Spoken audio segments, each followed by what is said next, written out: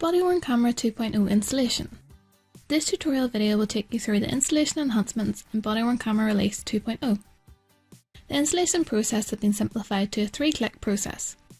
Download and unzip the body-worn camera 2.0 zip file from the Illustra website. Double-click on the setup application. The Illustra Bodycam Kiosk software installation GUI will be displayed. You can change the default software install location if required and create a local system account or a Windows authentication account. For this demo, I'm going to leave everything as default. Enter a password meeting the password requirements for the kiosk and the Illustra Mobile Video Manager. Please note that the password will be the same for these two applications. A desktop shortcut will be created by default once the installation is successful. Click the Next button. Review the end user license agreement and click Agree and Install to start the installation. Wait for the installation to complete and close the install wizard. Desktop shortcuts will be created for the Illustra Bodycam Kiosk and the Illustra Mobile Video Manager.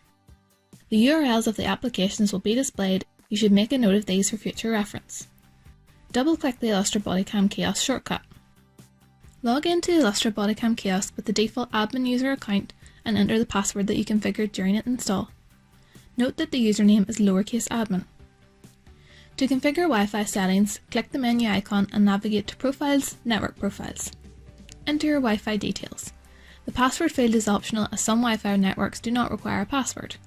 You can select an option from the security drop-down. Please note that there are limitations on the Wi-Fi security that is supported. WPA3 is not supported at the moment. You also have the option to choose the default Wi-Fi and mobile bandwidth settings if required. Click the Add Network button and click Save. This will update the default profile settings. There are 3 options available: Edit, Copy and Delete. You cannot delete the default profile. Click the settings icon in the top right and select the kiosk settings option. Update the kiosk settings if required.